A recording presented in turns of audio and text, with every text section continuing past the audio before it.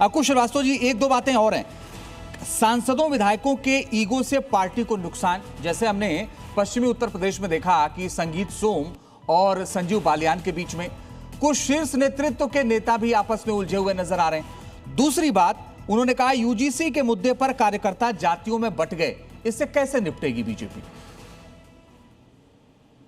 देखिए, यूसीसी का मुद्दा हो या अयोध्या का मुद्दा है, दोनों ही बहुत सेंसिटिव मुद्दे थे और यूसीसी के मुद्दे से तो लगभग निपट लिया गया है।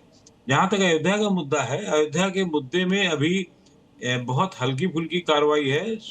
एसआईटी के बाद अब क्या होता है, एसआईटी को 15 दिन का और समय मिला हुआ है। उसके बाद क्या कोई बड़ी गिरफ्तारी होगी, उसके बाद क्या योगी वाला बुलडोजर कहीं चलेगा, उसके पहले या बाद में कहीं किसी का कोई अपराधी भागने की कोशिश करेगा, उसके पैर में गोली मारी जाएगी, उसके बाद क्या कुछ और ऐसी चीजें होंगी जो चमत्कारिक होंगी। तो ये चमत्कार सिर्फ दो आदमी दिखा सकते हैं वहां पर। एक का नाम है नरेंद्र मोदी, या आप कह लें अमित शाह, वो एक ही सिक्के के पहलू हैं। दूसरा नाम है योगी। इसके अलावा किसी और के बस का रोग नहीं है ये। वो इस समय जो भी कार्रवाई की उत्तर प्रदेश में उम्मीद की जा रही है, वो योगी आदित्यनाथ से की जा रही है। उन्होंने पहल की है, उनको लग गया था कि इसके बाद बहुत बुरी स्थिति हो जाएगी। वो, मुझे पता नहीं क्यों ऐसा विश्वास है, और जो उनकी सक्रियता है, जो उनका कहीं से ना केंद्रित होने की बात या समझने की बात है, वो है कि वो कहीं से प्रसारित नहीं होते हैं। वो अपने हिसाब से चलना चाहते हैं और अपने हिसाब में जो उनको सच लगता है वही कर लेते हैं। तो वो योगी आदित्यनाथ के पास में ये माना जाता है, और सब लोग ज्यादातर मानते हैं कि योगी आदित्यनाथ के कुर्ते में कम से कम कोई जेब नहीं है। अगर वो जेब नहीं है तो फिर ये पैसा, इसका मतलब कहीं और जा रहा था, कुछ और लोग कर रहे थे, और ऐसी स्थिति में निश्चित रूप से योगी आदित्यनाथ का स्टेक ज्यादा लगा है, ज्यादा उनको करना धरना होगा, ज्यादा कार्रवाई सक्रियता से करनी होगी। और इसके अलावा संघ प्रमुख कैसे कितना करते हैं, संघ प्रमुख का देखिएगा आने वाले दिनों में। वैसे तो उनके 3-4 महीने बाद के प्रवास के दौरे पहले से लगे होते हैं, लेकिन अब उनकी सक्रियता, कल जो उनका एक कमेंट राम राम करके आया, और उसके बाद अब वो क्या गणित बनाई जाती है। कल बैठक है 6 तारीख की, उसमें तय है कि इस्तीफा स्वीकार किया जाएगा, उनको किनारे किया जाएगा, और फिर उसके बाद में अब संघ के जो है उसकी सक्रियता का वक्त आएगा, उसके आक्रामक होने का वक्त आएगा, और वो करेंगे।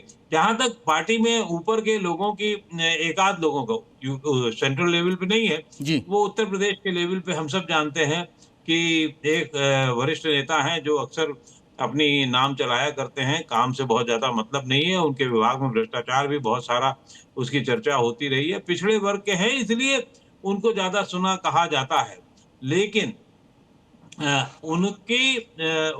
उनको नाथने का काम अमित शाह ने पहले भी किया था। ऐसा उम्मीद की जाती है कि इस बार भी उनको नाथने का काम वही करेंगे। और भारतीय जनता पार्टी में सच पार्टी के तौर पर कोई बहुत सारी अभी दिक्कत नहीं आ रही। दिक्कत अभी उसी परसेप्शन को मैं समझ गया सर कि कुल मामला परसेप्शन का। लेकिन राजेश जोशी जी, जो बात अक्कू जी कह रहे हैं मेरे समझ में रही, ये बात तो सबको समझ में आ रही है कि राम मंदिर में जो कुछ हुआ उस पर एक अजीब सी खामोशी है, और शायद इसीलिए नितिन नवीन को भी उसका जिक्र करना पड़ा, उसकी बात करनी पड़ी। मगर वो डैमेज कंट्रोल कैसे होगा? आप कह रहे हैं कि आगे क्या होगा देखा जाएगा। जो हो रहा है पिछले 15-20 दिनों से वो तो दिख ही रहा है, इसमें कैसे मैनेज होगा? इसमें क्या नितिन नवीन मैसेज दे पाएंगे?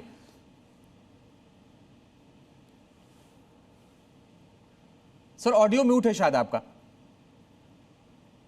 माफ कीजिएगा। जी बोलिए सर। मुझे ऐसा लगता है कि अयोध्या और राम जन्मभूमि भारतीय जनता पार्टी के लिए एक बहुत बड़े आशीर्वाद के तौर पे आनी चाहिए थी, लेकिन वो दुःस्वप्न में बदलता जा रहा है। क्योंकि जब वहां पर चुनाव हुए 2024 के, वहां की सीट, अयोध्या फैजाबाद की सीट बीजेपी हार गई, और अब थोड़े सालों बाद वहां इतनी बड़ी चोरी का, जो बड़ी बड़ी चांदी की शिलाएं वगैरह हैं, उनकी चोरी का मामला आया है। भारतीय जनता पार्टी में जो चुप्पी की बात आप कर रहे हैं, दरअसल ये चुप्पी नरेंद्र मोदी, अमित शाह और इन सब लोगों की है। सबसे पहले नरेंद्र मोदी ने लीड ली थी, कहा था 1000 साल के लिए हिंदुस्तान का मार्ग तय कर दिया गया है, हिंदुस्तान किस तरह से चलेगा। ये उन्होंने उस वक्त घोषणा की थी 2000 जब प्राण प्रतिष्ठा हुई थी, जब उद्घाटन हुआ था। अब वो खामोश हैं, तो ये जनता तक मैसेज जा रहा है कि प्रधानमंत्री क्यों खामोश हैं, क्यों नहीं बोलते हैं, क्यों नहीं कहते। बनारस के वो सांसद हैं, इसमें एक खामोशी तो ट्रस्ट की भी है ना सर, एक खामोशी ट्रस्ट की भी है कि भाई जब मन करेगा बैठक बुलाएंगे 6 तारीख को, कल बैठक बुलाएंगे। कहा जा सकता है सरकार ने वो ट्रस्ट को बनाया है। अंतिम जिम्मेदारी प्रधानमंत्री नरेंद्र मोदी की बनती है, इस बात को समझ लिया जाना चाहिए। ये जब लाइमलाइट की बात होती है तो मोहन भागवत तो प्रधानमंत्री वहां मौजूद होते हैं, लेकिन जब नेगेटिव उसकी बात होती है तो पीछे पर्दा हो जाते हैं। ये तो इस हिंदुस्तान में कभी हुआ नहीं है। यहाँ या वहां लीड लेके कहना चाहिए कि हाँ यहाँ ये गलती हुई, और जो गलती कर रहे हैं वो चाहे आरएसएस में कितने ही ऊंचे हो, विश्व हिंदू परिषद में कितने ही ऊंचे हो, उनको गिरफ्तार किया जाएगा, बरामदगी होगी और जमीन